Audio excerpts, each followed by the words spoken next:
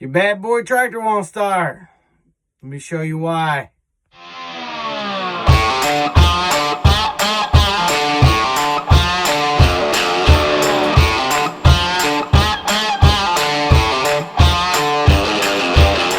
Okay, when you go to turn on your tractor, you gotta make sure that ensign is on.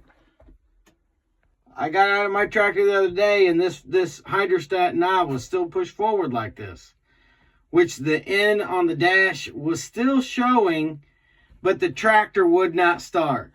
So all I did is I brought it back up to where it was neutral or even, and the tractor started right up. It was something that simple.